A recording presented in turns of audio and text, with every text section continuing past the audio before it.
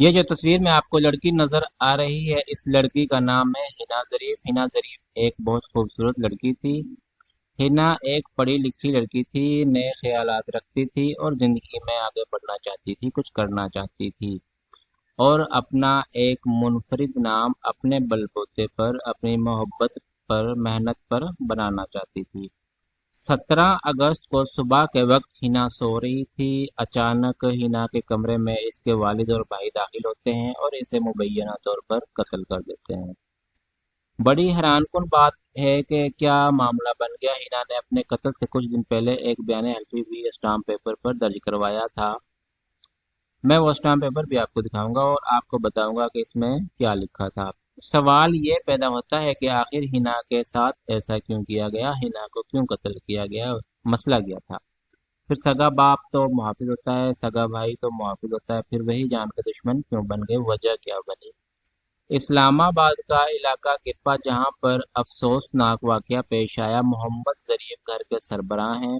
ایک بیٹی ہے جس کا ہم ذکر کر رہے ہیں، ہنا ظریف، اور اس کی عمر ہے 25 سال۔ ہنا گریجویٹ اسٹوڈنٹ تھی اور اس کے ساتھ ساتھ اس کا ایک چھوٹا بھائی بھی تھا۔ ہنا کے اندر کچھ خواب تھے، کچھ خواہشات تھی۔ وہ کہتی تھی اور سوچتی تھی کہ میں جاب کروں گی، آگے بڑھوں گی، قدم با قدم محنت کرتے ہوئے ایک ایسا نام بناؤں گی جو پہلے کسی کا نہ ہو۔ اب گھر والے کیا کہتے تھے؟ گھر والے کہتے تھے کہ اس کی شادی کر دیں گے، یہ شادی کرے گی اور پھر آرام سے اپنا گھر بسائے گی، مگر یہ منفرد خیالات رکھنے والی لڑکی تھی۔ ہر مرتبہ شادی کے نام پر جب بھی کوئی بات ہوتی تو ہنا صاف انکار کر دیتی تھی۔ ہنا ہر دفعہ انکار کرتی رہی، پھر اس انکار کی وجہ سے ہنا پر سختیاں شروع کر دی گئیں، پابندیاں لگا دی گئیں، موبائل فون کے استعمال پر مکمل پابندی ہو گئی، گھر سے باہر نکلنا بند کر دیا گیا، سہیلیوں سے بات چیت کرنا سب کچھ اس کا بند کر دیا گیا، گھر کا ماحول جو سخت کر دیا گیا اور ہنا پر ہر طرح سے دباؤ ڈالا گیا کہ شاید سختی کریں گے تو یہ شادی کے لیے مان جائے گی، مگر ہنا مسلسل انکار کرتی رہی۔ اب ہوتا یہ ہے کہ گھر والے اپنے طور پر رشتے تلاش کرنے لگتے ہیں، بہت سے رشتے دیکھتے ہیں، لیکن ایک ایسا لڑکا نکلا جو انہیں پسند آ گیا۔ اس لڑکے کا نام تھا نوید حسن۔ نوید حسن ایک ویل سیٹلڈ لڑکا تھا۔ لڑکی والے نوید کے گھر جاتے ہیں، رشتہ دیکھتے ہیں اور پسند کرتے ہیں، اور پھر لڑکے والے کو لڑکی گھر آنے کا کہتے ہیں، ہنا کو دیکھتے ہیں، انہیں بھی لڑکی پسند آ جاتی ہے۔ اس طرح دونوں خاندان میں باہمی رضامندی ہو جاتی ہے، دونوں فیملیز اس رشتے پر راضی ہو جاتے ہیں، دعا ہوتی ہے، منہ میٹھا کروایا جاتا ہے اور آخر کار فیصلہ کیا جاتا ہے کہ 25 نومبر کو شادی کر دی جائے گی۔ ہنا آخری دن تک منت سماجت کرتی رہی کہ میری شادی نہ کرے، میں شادی نہیں کرنا چاہتی، مجھے بلا وجہ کیوں اس رشتے میں باندھ رہے ہیں، مگر گھر والے ایک ہی بات پر ضد تھے کہ اگر تمہاری آواز نکلی تو بہت برا ہوگا، جتنا تم نے ہمیں تنگ کرنا تھا کر چکی ہو، شادی کرنی ہے اور یہی کرنی ہے، بس بات ختم۔ آخر وہ دن آ گیا اور ہنا کی شادی کر دی گئی۔ وہ رخصت ہو کر اپنے شوہر کے گھر چلی گئی، کچھ دن سسرال میں رہی، لیکن پھر ایک عجیب صورتحال پیدا ہو گئی۔ ہنا اپنے سسرال سے چلی گئی اور لاہور منتقل ہو گئی۔ لاہور پہنچ کر ہنا نے ایک ہاسٹل میں داخلہ لیا، تمام جو فارمیلٹیز مکمل کی اور ہاسٹل میں رہنے لگی۔ اس کے ساتھ ساتھ ہنا نے اپنا فون نمبر بھی بند کر دیا تاکہ کوئی اسے ٹریس نہ کر سکے۔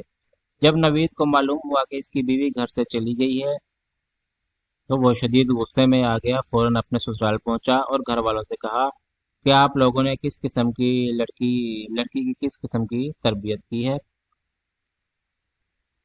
وہ میرے ساتھ وعدے کر کے میری بیوی بن کر مجھ سے شادی کر کے اب گھر سے بھاگ گئی ہے، نہ جانے کس کے ساتھ چلی گئی ہے۔ اب ہنا کے گھر والوں نے کہا کہ تم اس طرح کے الزامات کیوں لگا رہے ہو، اور نوید نے کہا میں الزام نہیں لگا رہا، آپ خود جا کر دیکھ لیں، وہ گھر سے چلی گئی ہے۔ اس کے بعد ہنا کے والد نے نوید کو پوری جو صورتحال ہے وہ بتا دی۔ دوسری طرف ہنا کی تلاش شروع ہو گئی، والدین نے اپنی طرف سے کوششیں کی اور پولیس سے بھی مدد لی۔ تھانہ نیلور اسلام آباد میں نامعلوم افراد کے خلاف مقدمہ بھی درج کروا دیا گیا۔ جب ہنا لاہور کے ہاسٹل میں رہ رہی تھی تو اس دوران اس نے عدالت سے بھی رجوع کیا کہ ہنا نے فیملی کورٹ میں اپنے شوہر کے خلاف خلا کا دعویٰ دائر کر دیا۔ یہ اس کا قانونی حق تھا۔ اس نے خلا کا دعویٰ دائر کیا اور قانونی کارروائی مکمل ہونے کے بعد ہنا کو خلا کی ڈگری بھی مل گئی۔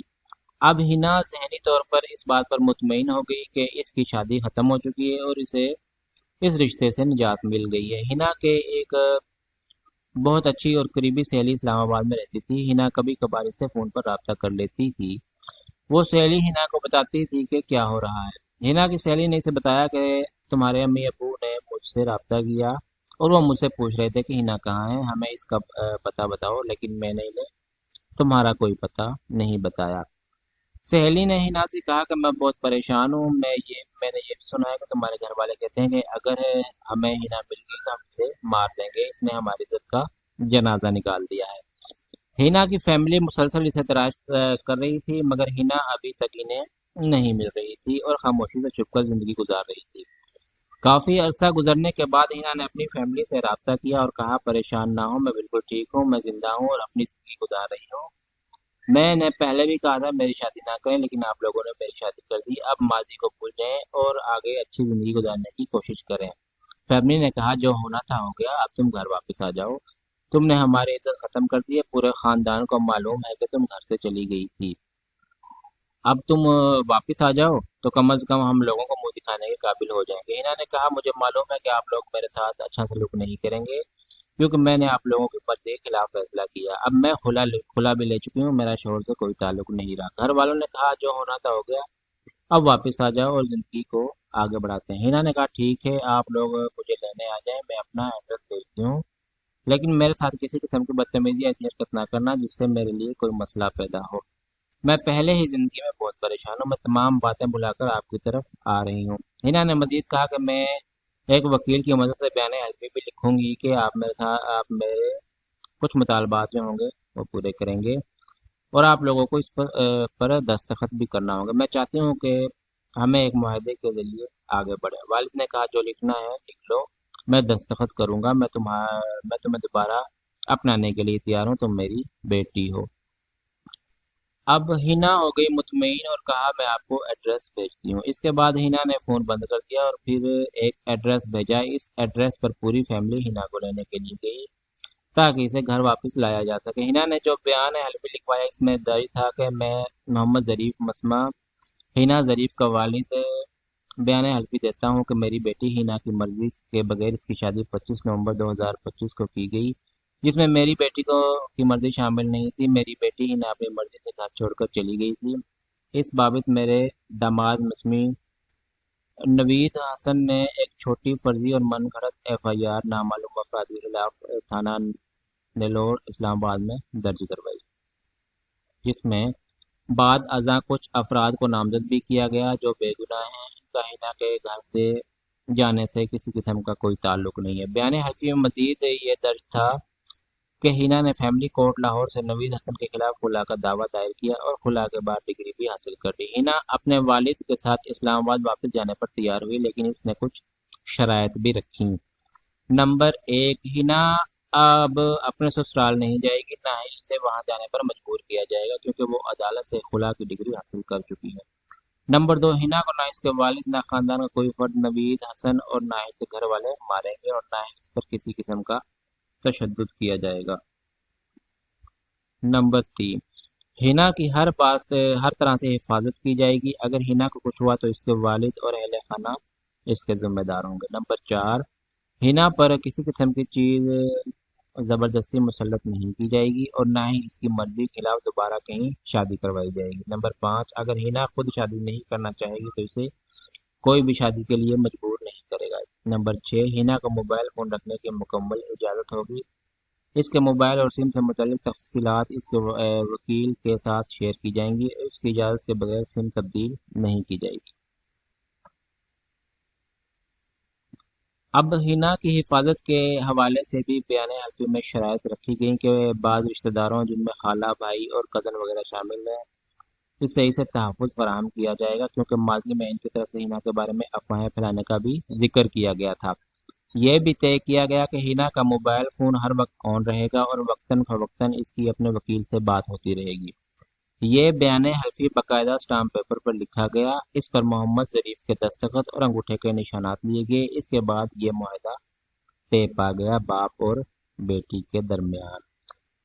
اب 13 اگست کو والد ہنا کو لینے گیا۔ اس روز بیانے حلقے پر دستخط ہوئے اور انگوٹھے کے نشان وغیرہ لگائے گئے اور ہنا اپنے والد اور بھائی کے ساتھ واپس اسلام آباد آ گئی۔ اب اگست گزرا، 15 اگست گزرا، 16 اگست بھی گزر گیا اور پھر 17 اگست آ گیا۔ اگست کی صبح 9 بجے ہنا گہری نیند میں اپنے کمرے میں سو رہی تھی۔ 17 اگست کو والد اور بھائی مبینہ طور پہ اس کے کمرے میں داخل ہوئے اور دروازہ بند کیا اور ہنا کو قتل کر دیا۔ 15 پر کال کی گئی، پولیس کی بھاری نفری موقع پر پہنچی۔ پولیس نے تفتیش شروع کر دی اور مختلف پہلوؤں کی تحقیقات کی جا رہی ہیں۔ پولیس یہ جاننے کی کوشش کر رہی ہے کہ فائر کس نے کیا، کیوں کیا، اصل معاملہ کیا تھا اور واقعے کے پیچھے کیا محرکات تھے۔ پولیس ارد گرد کے لوگوں سے بھی پوچھ گچھ کر رہی ہے اور شواہد اکٹھے کیے جا رہے ہیں۔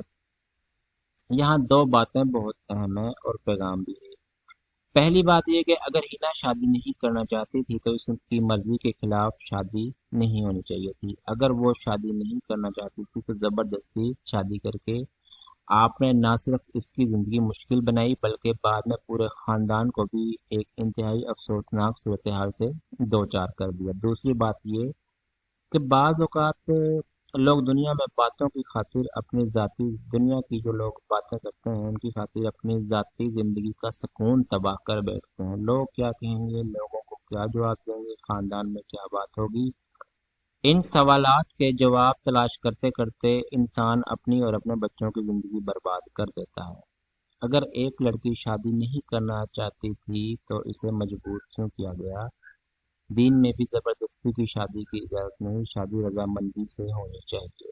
اگر کسی مرحلے پر غلط فیصلہ بھی ہو گیا تو اسے مزید غلط فیصلوں سے درست نہیں کیا جا سکتا۔ کسی انسان کی زندگی اور عزت لوگوں کی باتوں سے زیادہ قیمتی ہوتی ہے۔ جذبات اور غصے میں ایسے فیصلے نہ کریں جن کا نقصان پوری زندگی برداشت کرنا پڑے۔ یہ ایک انتہائی افسوسناک واقعہ ہے اور اس کی مکمل حقیقت تفتیش اور قانونی کارروائی کے بعد ہی سامنے آئی۔